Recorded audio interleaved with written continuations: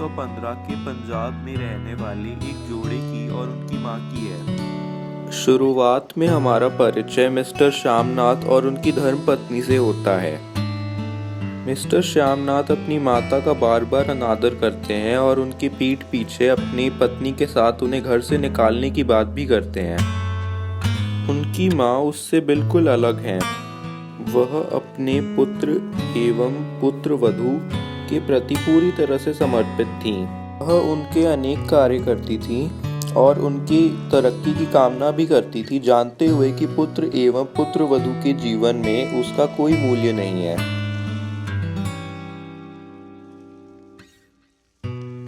एक दिन पुत्र के घर पर उसके दफ्तर का चीफ आने वाला था।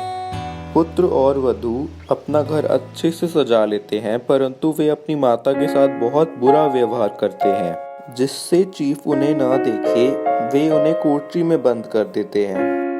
जब चीफ अपनी पत्नी के साथ आता है तो वह उनकी माता से मिलने का अनुरोध करता है। जब वह उनकी माता की दुर्गम स्थिति देखता है तब वह अपना शोक जाहिर करता है। थोड़ी ही देर में चीफ वातावरण को हर्ष व हास्य से भर देता है। चीफ श्यामनाथ से पूछता है कि फुलकारी क्या होती है। श्यामनाथ ये बताने में असफल होता है कि फुलकारी क्या होती है और अपनी मदद के लिए माता को बुलाता है। माता चीफ को अपनी फुलकारी दिखाकर समझा देती है कि फुलकारी क्या होती है। फुलकारी को देख चीफ अत्यंत ही प्रसन्न होता है और कहता है कि उसे भी एक फुलकारी चाहिए। शुरुआत में तो माता यह कह देती है कि मेरी आंखें खराब हैं और इसी बहाने मना कर देती है, परंतु श्यामनाथ उन्हें मना लेता है। दावत के अंत तक चीफ श्यामनाथ से बहुत प्रसन्न हो जाता है और घर चला जाता है। चीफ के जाने के बाद माता श्यामनाथ के कमरे में जाती हैं और उससे यह अनुरोध करती हैं कि अपने आखिरी दिनों के लिए उन्हें हरिद्वार भेज दिया जाए और वह भगवान का नाम जापे। श्यामनाथ इस बात के लिए मना कर देता है और कहता है कि अगर वह चली गई तो चीफ के लिए फुलकारी कौन बनाएगा।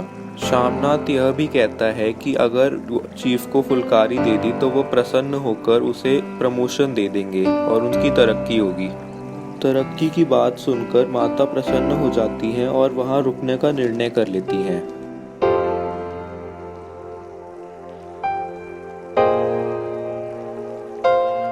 यह कहानी माँ के पुत्र के लिए असीम प्रेम व समर्पण को उत्तम तरह से दिखाती है।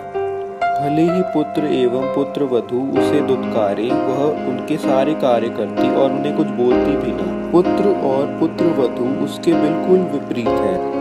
जिस माता को ईश्वर से भी ऊपर का स्थान देना चाहिए उसे उन्होंने नौकर जैसा स्थान दिया। वृद्धावस्था में उनका अच्छे से ख्याल रखना चाहिए था और उनके काम करने चाहिए थे, परंतु पति और पत्नी ने अपने काम भी उनसे करवाए।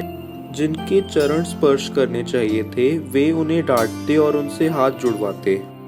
उन दोनों ने अपना पूर्ण समर्पण चीफ और उसकी पत्नी को दे दिया, परंतु अपनी माता को नहीं दिया। यह आजकल की भारतीय पीढ़ी को प्रदर्शित करता है। वे अपने माता पिता अथवा गुरु को जरा सा समर्पण भी नहीं देते, परंतु अंग्रेज अथवा अन्य विदेशियों के लिए अपने प्राण दांव पर लगा देते हैं। यह एक माता के दुख और पुत्र मोह को भी प्रदर्शित करता है।